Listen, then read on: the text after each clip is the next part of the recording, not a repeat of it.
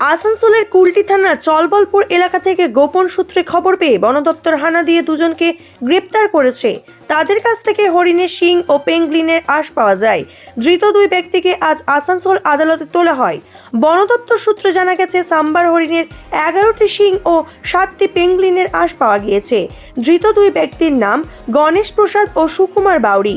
দুজনেই ঝাড়খণ্ডের বাসিন্দা বলে জানা গেছে। সকালে থেকে আমরা খবর পাই যে কিছু ওয়াইল্ড পার্টিকেল ডিলিংস হবে চলবলপুরে, কুলটি থানার আন্ডারে। তো সেই খবর পেয়ে আমরা যাই চলবলপুরের গীতাঞ্জলি ম্যারেজ হলে। সেখান থেকে দুজন ব্যক্তিকে আমরা আটক করি।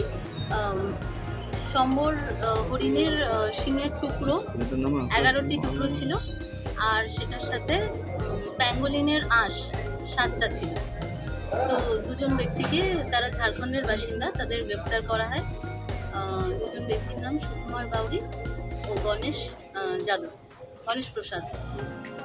এটা কোথা থেকে আনা হচ্ছিল? এটা ওদের বাড়ি ঝাড়খণ্ডে।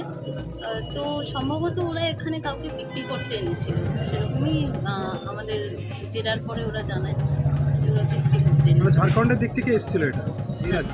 ঝাড়খণ্ডে। বলছি, এটা আনুমানিক দাম কি হতে পারে? দেখুন, ওয়াইল্ড পার্টিকেল সবসময় অমূল্য। তো ফরেস্টের কাজ হচ্ছে কনজারভেশন করা ওয়াইল্ড অ্যানিমালসদের ফরেস্টকে। আমরা এটার মূল্য নির্ধারণ কখনোই করি না। কোথা থেকে নিয়ে আসছিল ম্যাডাম এটা? ওরা ঝাড়খণ্ডের বাসিন্দা, ওরা এখানে বিক্রি করার জন্য এনেছিল, এটুকু জানতে পেরেছি। কোথা থেকে কোথায় নিয়ে যাচ্ছিল সেটা জানতে পারিনি। সম্ভবত এখানে কোনো বায়ার পেয়েছিল, সেই জন্য এসেছিল। ম্যাডাম, পুরুলিয়াতে বাঘের পায়ের ছাপ দেখা যাচ্ছে। আমরা একদম পুরুলিয়া সংলগ্ন একটা জেলা, তো দামোদর পেরিয়ে যদি বাঘ এইদিকে চলে আসে, আমাদের এদিকে বন দপ্তর কতটা তৈরি? দেখুন, বন দপ্তরকে সবসময় তৈরি থাকতে হয়। বাকি তো সিচুয়েশনের উপর নির্ভর করবে যে আসতে কতটা কি আমরা কীভাবে ব্যবস্থা নেব, তখন পরিস্থিতি বুঝে আমরা ব্যবস্থা নেব অবশ্যই। আপনার নাম?